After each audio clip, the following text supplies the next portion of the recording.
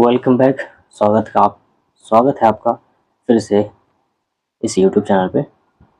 हमने इस YouTube channel पे पिछली वीडियोस में लगातार प्रीवियस ईयर के क्वेश्चन सॉल्व किए हैं। बीपीएससी टीआरई 1 के और टीआरई 2 के हमने कुछ क्वेश्चन सॉल्व किए थे पिछली वीडियो में। टीआरई 1 के दोनों शिफ्ट के क्वेश्चन में सॉल्व करवा चुका हूँ। उसकी प्लेलिस्ट बना दी गई है और आप चाहे तो उसमें जाकर देख सकते हैं। और आज की वीडियो में हम टीआरई 2 का पार्ट 2 है ये वीडियो, जिसमें हमने पिछली वीडियो में भी प्रीवियस ईयर के क्वेश्चन सॉल्व किए हैं और इसमें भी हम आगे के क्वेश्चन सॉल्व करने जा रहे हैं। ठीक है, तो पिछली वीडियो में हमने क्वेश्चन नंबर 36 ये क्वेश्चन जो है हम कंप्लीट कर चुके थे। 37 भी कंप्लीट कर चुके थे। 37 मतलब कि हमारी वीडियो का क्वेश्चन नंबर 7 था, लेकिन क्वेश्चन पेपर में जो क्वेश्चन आया था वो 37 नंबर पे था, तो मैंने क्वेश्चन नंबर चेंज नहीं किया, डायरेक्ट मैंने इसको यूज़ किया। आइए इस वीडियो में अब इसको हम कंटिन्यू करते हैं। अगला क्वेश्चन है क्वेश्चन नंबर 38। इस वीडियो का क्वेश्चन नंबर 1 है, लेकिन आप ही क्वेश्चन पेपर का क्वेश्चन नंबर 38 है। तो क्वेश्चन क्या कहता है पहले समझते हैं। हमें सवाल में दिया गया है x³ + 1 - x-1 के गुणनखंडों में से एक है। मतलब ऑप्शन में ऐसा कौन सा ऑप्शन है जो इसका एक गुणनखंड है। गुणनखंड क्या होता है पहले ही देखते हैं। जैसे हम एक नंबर लेते हैं, जैसे कि 48। इसको हम कैसे कैसे बना सकते हैं, किन दो नंबर को या किस किस नंबर को गुणा करके बना सकते हैं।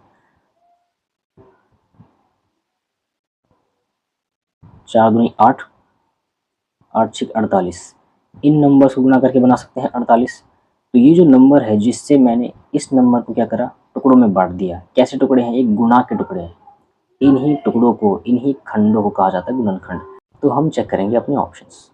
ठीक है, अगर गुणनखंड इसमें से होगा तो ये पूरी तरीके से भाग कर देगा। जैसे 48 गुणनखंड अगर 4 है तो 4 जो है वो 48 को पूरी तरीके से भाग कर सकता है। ठीक है, हम सबसे पहले इसको सॉल्व करेंगे। x³ + 1 - x - 1। अगर हम इसको करेंगे तो क्या होगा सॉल्व करके, x³ का x³ प्लस, पहले ब्रैकेट खोलते हैं, ये +1 ऐसे रख देते हैं। इसका अंदर का सिंबल चेंज होगा, ये -x हो जाएगा और ये क्या होगा प्लस का 1 हो जाएगा। x³ - x, x³ - x और ये प्लस प्लस प्लस का 2, ये नंबर हमारे पास आ गया। अब हमें इसको भाग करना है, इसको भाग करना है। इसका गुणनखंड इनमें से कोई एक हो सकता है या नहीं भी हो सकता है। हम ऑप्शन देख के हम पता करेंगे। तो अभी हमें काम इस चीज़ का, ठीक है, इसका हमें काम है। तो हम इसको एक बार भाग करके देखते हैं। सबसे पहले x² - 1 +1 से ऑप्शन हम चेक कर रहे हैं। पहला ऑप्शन उठाया हमने, x³ - x + 2। अभी मैंने बताया हम भाग क्यों कर रहे हैं। भाग इसलिए कर रहे हैं क्योंकि जो भी गुणनखंड होता है वो अपने नंबर को पूरी तरीके से भाग कर देता है। अगर ये कर देगा तो ये आंसर हो गया, अगर नहीं करेगा तो ये आंसर नहीं होगा। तो किससे करेंगे, x² + 1। अब हमें क्या बनाना है, x³ बनाना है। तो x² को किससे मल्टीप्लाई करेंगे, x से मल्टीप्लाई करेंगे, तो ये बन जाएगा x³। ठीक है, तो x को जब हमने x से मल्टीप्लाई करा तो x³ आया। x को जब हमने +1 से मल्टीप्लाई करा तो प्लस का x आएगा। अब इससे तो ये खत्म हो गया सारा, बचा क्या 2। अब यहाँ पर x की वैल्यू है, अगर हम यहाँ 2 लें, यहाँ अगर हम 2 की वैल्यू लेंगे जो कि हमें चाहिए प्लस में, ठीक है, 2 की वैल्यू अगर हम यहाँ लें प्लस में तो 2x² हो जाएगा, तो ये भाग होगा ही नहीं। ठीक है, तो इसलिए ये वाला जो ऑप्शन है सबसे पहले ही खत्म हो जाएगा। ठीक है, ऑप्शन नंबर 1 तो इसका आंसर नहीं है। हमने ये चेक कर लिया भाग करके। सेम इसी तरीके से ऑप्शन नंबर बी को चेक करते हैं। बी क्या है, x² + 1। ये एक तरीके से ऐसा नहीं लग रहा है, x² - 1 है तो a² - b² नहीं लग रहा है। ठीक है, यानी कि 1 का स्क्वायर भी करेंगे तो भी क्या आता है, 1 ही आता है। तो a क्या होता है, a + b और a - b, है ना।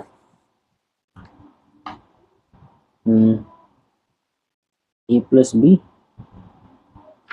ए माइनस बी, इसमें क्या होगा, b क्या है यहाँ पे, b है 1 और a है x, ठीक है। a plus B A minus B, यानी कि x प्लस 1, दूसरी वैल्यू क्या, x माइनस 1। तो हम यहाँ पे अगर देखें तो हमें आंसर दिखेगा, इसको अगर सॉल्व किया जाए तो x की वैल्यू क्या आएगी, -1, ठीक है। जो प्लस वाली वैल्यू होती है उसको दूसरी तरफ जाते हैं क्या होता है, माइनस हो जाता है। और ये वाली वैल्यू क्या आएगी, s की वैल्यू प्लस का 1। तो माइनस में का नेगेटिव वाली वैल्यू हम यूज़ नहीं करते हैं, पॉजिटिव वाली यूज़ करते हैं। अब इससे हम भाग करेंगे तो क्या होगा, अभी हमने यहाँ देखा था, x माइनस 1 से भाग करके देखते हैं क्या ये हो रहा है। सीधा एक काम करते हैं, x माइनस 1 की वैल्यू को, x की वैल्यू क्या है, यहाँ पे 1 आई है, इसको हम पुट कर देते हैं इसके अंदर, ठीक है। तो x की वैल्यू क्या आई है, -1 आई है।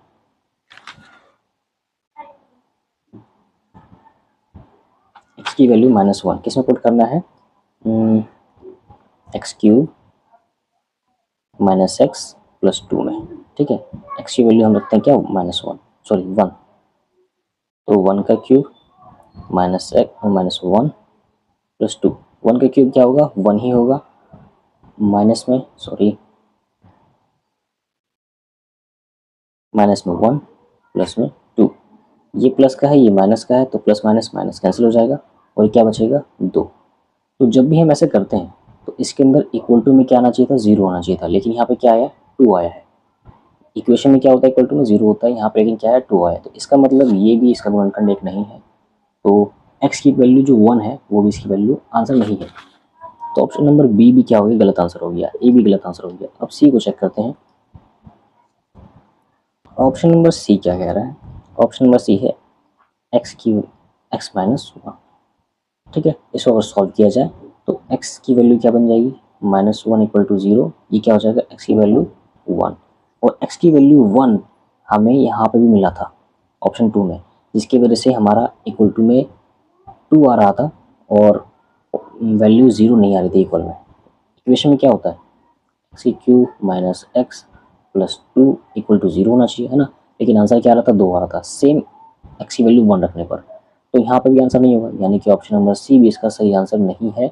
इसीलिए तीनों में से कोई सा भी नहीं है, तो क्या बोलेंगे हम, उपरोक्त में से कोई नहीं, ऑप्शन ई इसका सही आंसर है। अगला क्वेश्चन है, क्वेश्चन कह रहा है समीकरण x² - 4 = 0 का मूल क्या है। मूल मतलब मूल क्या है, मूल निकालते क्या है, x की 2 वैल्यू आती है, एक पॉजिटिव वैल्यू आती है, एक नेगेटिव वैल्यू आती है, उसमें पॉजिटिव वैल्यू हम ले लेते हैं, वही उसका मूल होता है। अब मूल निकालते कैसे हैं, पहले तो इसको हम ठीक करते हैं, x² - 4 = 0, ठीक है। अगर हम सिर्फ x² - 4 को लें इसको, तो ये एक तरीके से a² - b² नहीं है, जिसकी वैल्यू होती है a + b,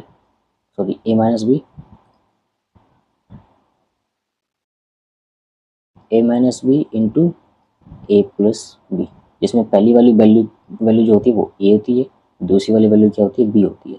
तो इसको सेम उसी तरीके से रखेंगे, x का स्क्वायर, अच्छा हम इसको क्या बना सकते हैं, 4 को 2 का स्क्वायर, है ना, 4 को क्या लिख सकते हैं, 2²।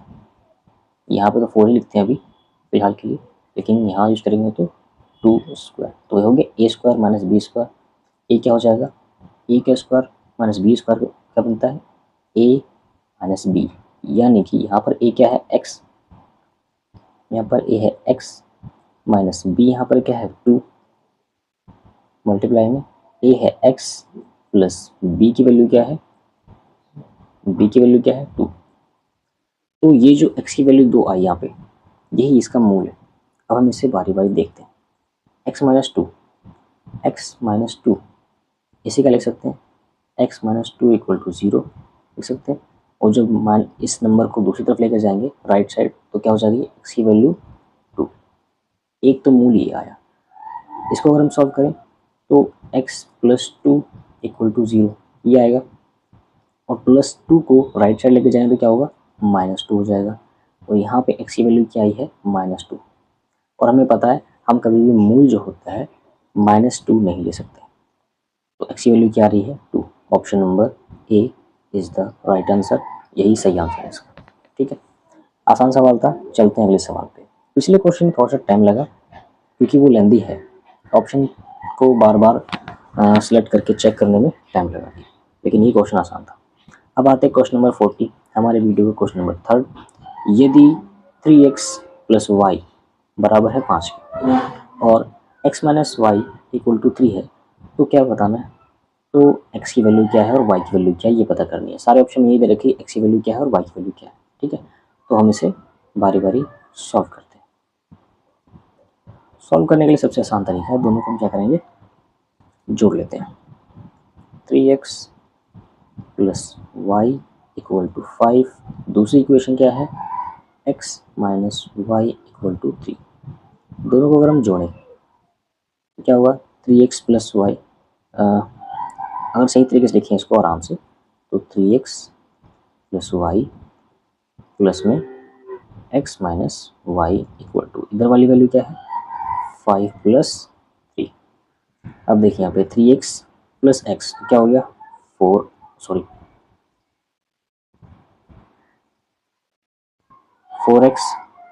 और ये प्लस का वाई, ये माइनस का वाई कट जाएगा।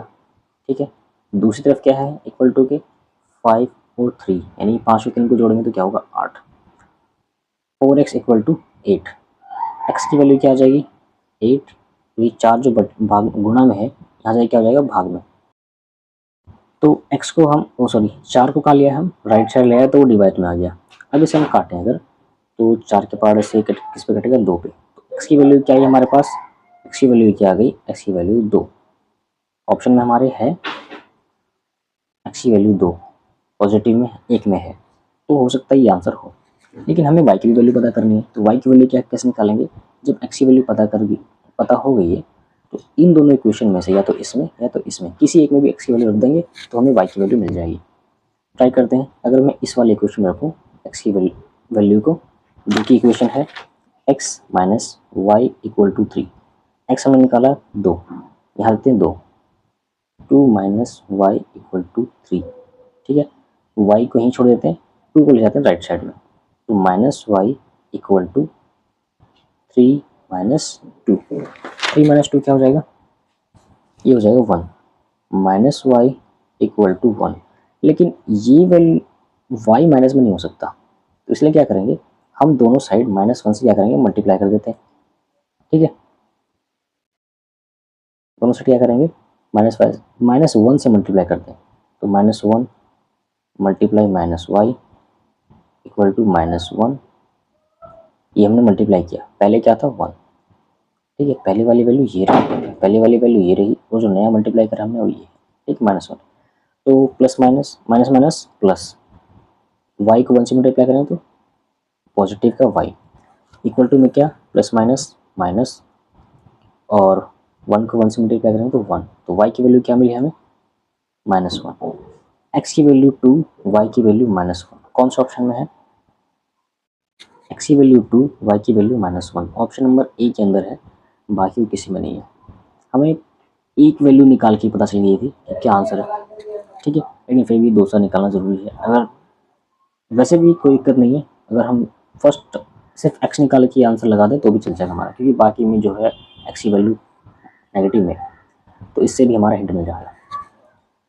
चलते हैं क्वेश्चन नंबर 41, हमारे वीडियो का क्वेश्चन नंबर 4 है।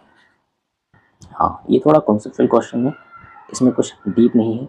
निम्न में से कौन सा एक प्राकृत संख्या का वर्ग नहीं हो सकता। अब यहाँ पे एक चीज़ मैं रटवाऊंगा नहीं, यहाँ पे समझाने की कोशिश करूँगा कि अगर हम लाइन से देखें कि कौन कौन से नंबर का अगर हम वर्ग निकालें, वर्ग मतलब स्क्वायर करें, तो इकाई के अंक पे, यानी कि वंस के प्लेस पर क्या आता है। अगर हम 1 का करें, 1 का स्क्वायर क्या होगा, 1, इकाई के प्लेस पे 1।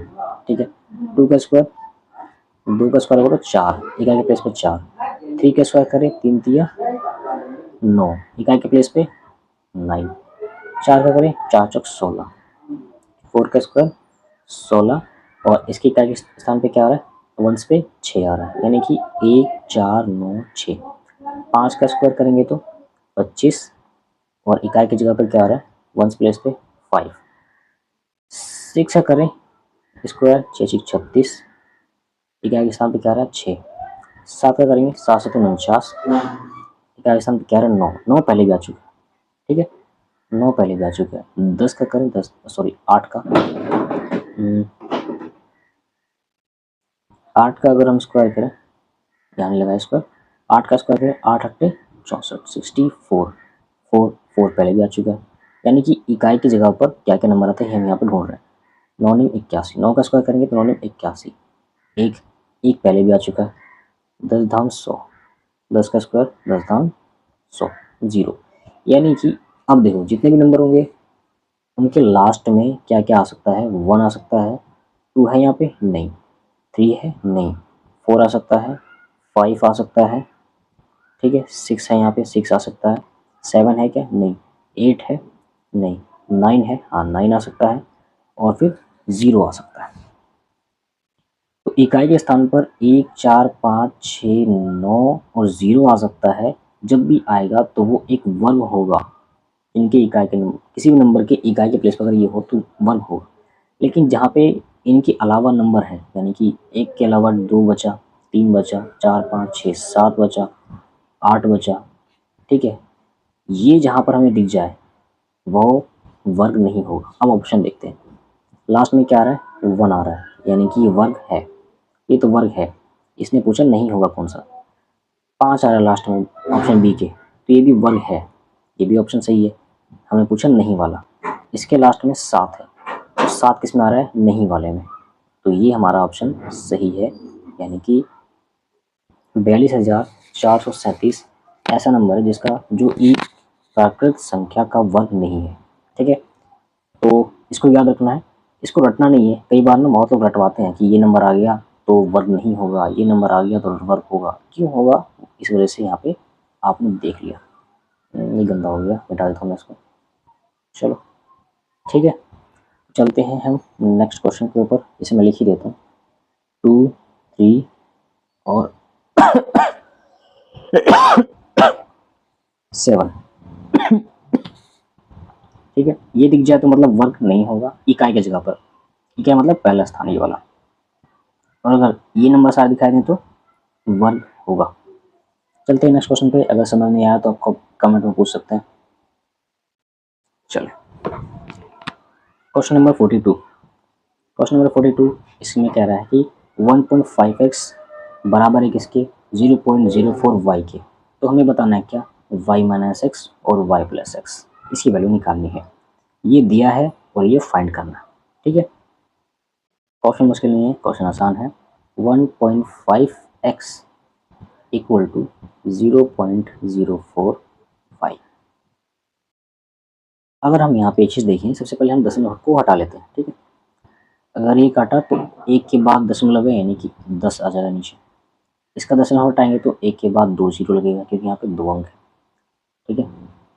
अब इस 10 को ले आते हैं इस साइड, इसको ले आते हैं इस साइड, या एक काम करते हैं यहाँ एक जीरो से एक जीरो कैंसिल कर देते हैं, बचा क्या ये 10, ये आ जाएगा राइट साइड में आके मल्टीप्लाई, तो इधर बचा क्या 15, 15x, यहाँ से क्या आ रहा है 10, 10 इक्वल टू में 4 बचा यहाँ पे मल्टीप्लाई में इसके y, ठीक है। 15 10 15 दाम 150 x इक्वल टू 4y। अब इसे हम थोड़ा सा, अगर मैं डायरेक्ट भी दिखाऊं तो x की वैल्यू हमें मिलेगी ये और y की वैल्यू मिलेगी हमें ये, और आसान से समझाया जाए अगर तो बिल्कुल क्लियर तरीके से, तो इसको हम रेशो बना सकते हैं, x y आ जाएगा यहाँ पे नीचे, x इक्वल में क्या है 4 और ये मल्टीप्लाई में है तो राइट साइड जाके जाएगा डिवाइड में 150, तो x की वैल्यू कितनी 4 और y की वैल्यू कितनी 150, और हम इसी x y की वैल्यू को पुट करेंगे इसमें और हमें मिल जाएगा आंसर, ठीक है। क्या है x माइनस वाई डिवाइड में x plus Y, Y minus X Y plus X, ठीक है। तो y की वैल्यू कितनी आई 150, तो इसमें पुट करते हैं 150, x की वैल्यू माइनस माइनस x की वैल्यू 4 डिवाइड में y की वैल्यू 150 प्लस में 4, इसको माइनस करेंगे तो क्या आएगा 146 डिवाइड में इसको माइनस करेंगे तो क्या आएगा जोड़ेंगे तो 154, ऑप्शन में है ऑप्शन में नहीं है। अगर इसको डिवाइड करें, किसी नंबर से काटें, तो क्या ये कटता है? देख लेते हैं। अगर 2 के पार्ट से काटा जाए, 2 सत्ते 14 बचा 1, 2 सत्ते 14, 2 सत्ते 14, 2 तिया 6, 73 बटे में 77, 73/77। क्या ये हमारे ऑप्शन में है 73/77? यस, बिल्कुल 73/77 हमारे ऑप्शन में है, और इसलिए हमारा जो आंसर होगा ऑप्शन नंबर बी, 73/77। कुछ गलती तो नहीं है, एक बार देख लेते हैं। 146, ठीक है। ऊपर जो ऊपर घटाना है ना, हाँ, नीचे जोड़ना है, ठीक है। 146 बिल्कुल सही। ऑप्शन नंबर बी हमारा सही आंसर है। अगर आपको इस क्वेश्चन में कुछ भी गड़बड़ लग रही है, अगर कुछ सॉल्यूशन कराना है, कुछ भी, तो आप कमेंट में बता सकते हैं। चलते हैं अगले क्वेश्चन पे। और एक चीज़ है, आप लोग जितने भी क्वेश्चन सॉल्व करते हैं, हर क्वेश्चन को सॉल्व करने से पहले वीडियो को रोको, खुद से सॉल्व करो, फिर उसके बाद वीडियो को देखो, ठीक है। ये सजेशन है मेरी तरफ से, क्योंकि बेस्ट हैबिट होती है स्टूडेंट के लिए जब भी हम प्रैक्टिस करते हैं, ठीक है। चलते हैं हम नेक्स्ट क्वेश्चन पे। क्वेश्चन नंबर 43 ये दे रहा है √2, जिसमें ऊपर क्या है 0.204 मल्टीप्लाई 42, नीचे क्या है 0.07 मल्टीप्लाई 3.4। इसको हमें सॉल्व करना है, वो किसके बराबर होगा। तो सॉल्व करते हैं। क्वेश्चन देख के लगता है दशमलव भी है, मल्टीप्लिकेशन भी है, रूट भी दिया हुआ है, तो थोड़ा सा हार्ड लगेगा देखने में, लेकिन ऐसा है नहीं, ठीक है। हम इसको पहले लिख लेते हैं, उसके बाद इसको सॉल्व करेंगे। 0.07 है, मैंने 4 लिख दिया, सॉरी।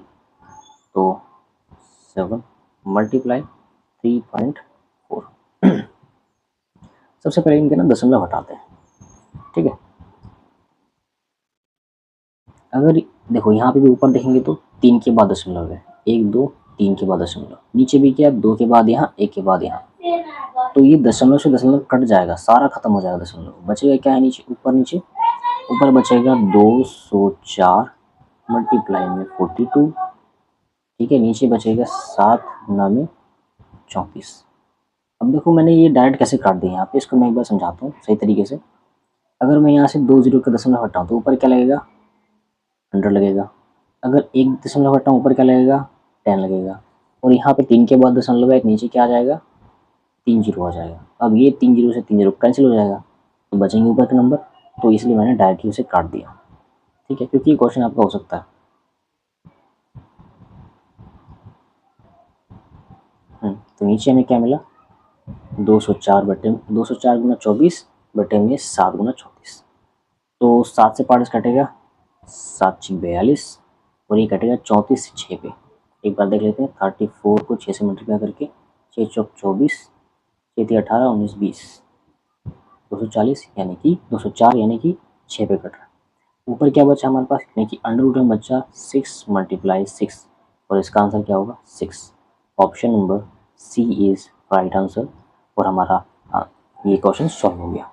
आसान क्वेश्चन था, सिर्फ कुछ नहीं करना है, सिर्फ ऊपर के हमें मल्टीप्लिकेशन में जो दशमलव वाले अंक है उसका दशमलव को हटाया और मल्टीप्लाई किया, डिवाइड किया, और रेशियो का आंसर हमारे पास मिल गया। चलते क्वेश्चन नंबर 44 पे। ये क्वेश्चन भी आसान है, इजी है। अब देखते हैं कैसे इसको हम सॉल्व करेंगे। दे रहा है कि यदि y का x% 100 है और z का y% 200 है, और y और z के बीच जो संबंध है उसको बताओ। दिया क्या है, दिया है ये,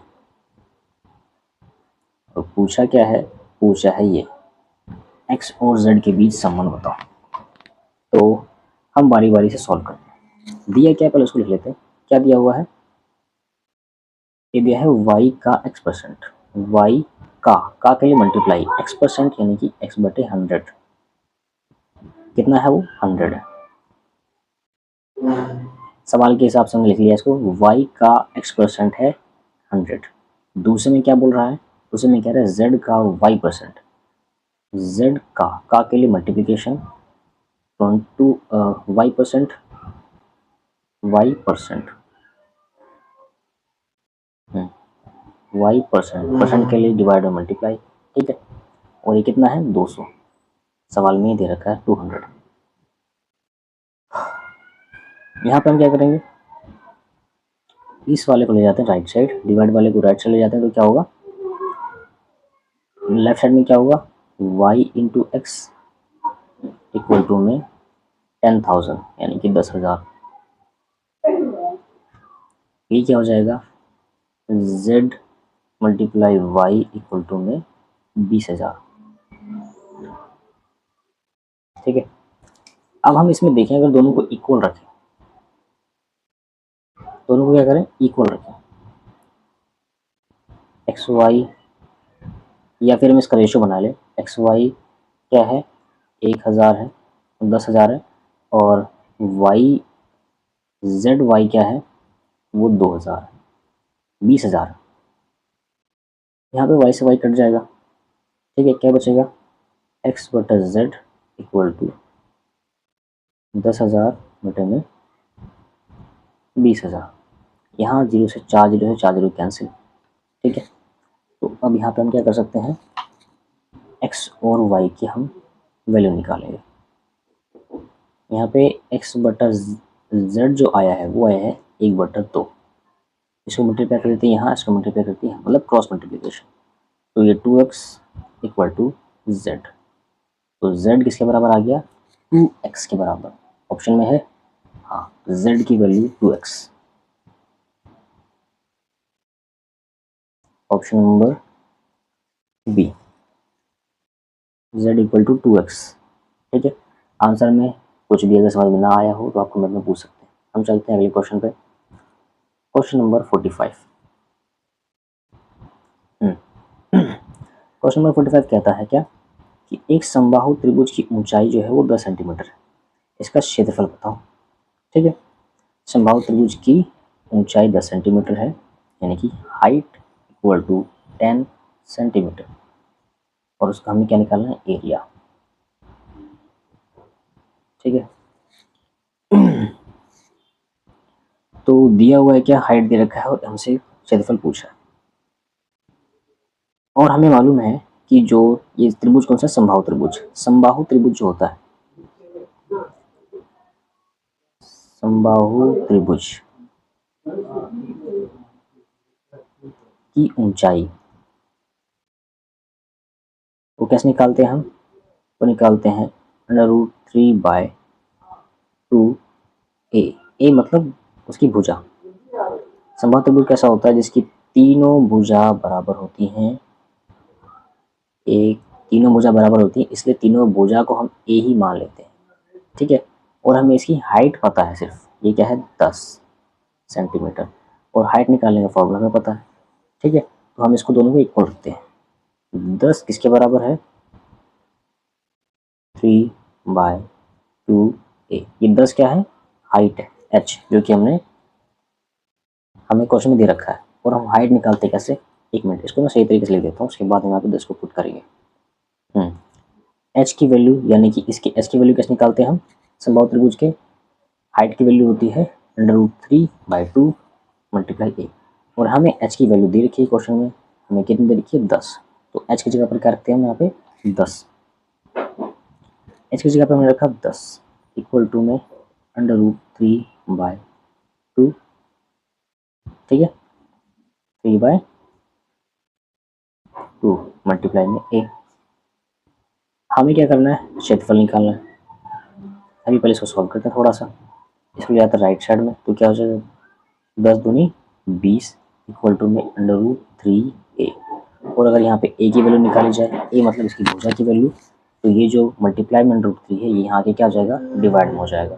तो डिवाइड में आने के बाद ये क्या हो जाएगा, इसे कैसे लिखेंगे हम, डिवाइड में आने के बाद इसे लिखेंगे 20 डिवाइड में √3 इक्वल टू a, यानी कि समबाहु त्रिभुज की जो भुजा है वो हमें मिल गई है। अब हम निकालते हैं क्षेत्रफल। क्षेत्रफल में क्या होता है, त्रिभुज का क्षेत्रफल होता है 1/2 आधार गुना ऊंचाई। त्रिभुज का क्षेत्रफल होता है 1/2 आधार गुना ऊंचाई, तो उससे हम इस क्वेश्चन को सॉल्व करेंगे। त्रिभुज का क्षेत्रफल बराबर 1/2 आधार गुना ऊंचाई। आधार मतलब बेस, और ऊंचाई मतलब एच, और बेस किस क्या है इसका, इस त्रिभुज की भुजा है, तो इसलिए हम आधार की जगह पर क्या लिखते हैं यहाँ पे ए। ठीक है, आधार की जगह पर क्या लिखते हैं यहाँ पे ए। हमें ए की वैल्यू पता है, हमें एच की वैल्यू पता है, हम इसे सॉल्व कर लेंगे। 1/2 मल्टीप्लाई ए की जगह पर ये रखेंगे जो हमने भी निकाला है 20/√3, 20/√3 मल्टीप्लाई में एच की वैल्यू क्या है 10, जो हमें क्वेश्चन में दिया हुआ है कि इस त्रिभुज की ऊंचाई कितनी है 10 सेंटीमीटर। तो हम आते हैं यहाँ पे कर देते हैं 10, इसे सॉल्व करेंगे, 2 से कटेगा ये 10 पे, 2 दाम 20, 10 दाम 100, 100/√3, ये हमारा आंसर। क्या ये हमें ऑप्शन में मिल रहा है? यस, हमारा ऑप्शन नंबर सी 100/√3। लेकिन हाँ, हमें यूनिट लिखना भी जरूरी है ऑप्शन आंसर में। वैल्यू सेंटीमीटर में थी, लिखेंगे क्या से जो क्षेत्रफल आएगा तो क्या हुआ सेंटीमीटर स्क्वायर, या इस त्रिभुज का क्या क्षेत्रफल। क्वेश्चन नंबर 46, ये इस वीडियो की लास्ट क्वेश्चन है और टीआई 2 के मैथ के प्रीवियस ईयर का भी लास्ट क्वेश्चन है। ठीक है, तो क्वेश्चन क्या कहता है, निम्न में से कौन सा एक पद है, एक पद, हमें ये पता होना चाहिए क्या है। छोटा सा कॉन्सेप्ट है, इसको समझ लेते हैं। मैं आपके सामने 3 एग्जाम्पल दे रहा हूँ।